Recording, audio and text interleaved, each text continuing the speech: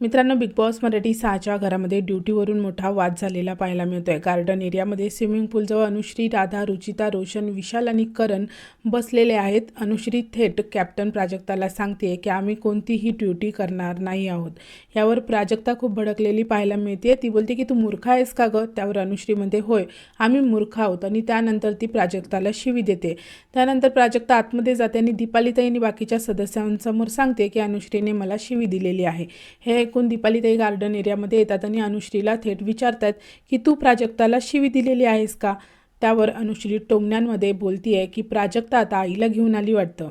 हे ऐकताच प्राजक्ता अजून चिडते आणि अनुश्रीला बावळट म्हणते आणि तिथून ती निघून जाते। त्यानंतर अनुश्री परत एकदा टोमण्यांमध्ये बोलताना दिसतीये की आता ही पप्पांना घेऊन येईल। मित्रांनो, ड्युटीवरून कॅप्टन प्राजक्ता आणि अनुश्रीमध्ये झालेला हा वाद आता घरातील वातावरण पूर्णपणे तापवणारा ठरू शकतो। आता तुम्हीच सांगा मित्रांनो, कॅप्टन म्हणून प्राजक्ताचं बोलणं योग्य आहे का की अनुश्रीचं वागणं चुकीचं आहे? मला कमेंट सेक्शनमध्ये तुमचं मत नक्की सांगा। व्हिडिओला लाईक, शेअर आणि चॅनलला सबस्क्राईब करा। भेटूया परत अशाच एका नवीन व्हिडिओमध्ये। जय हिंद, जय महाराष्ट्र।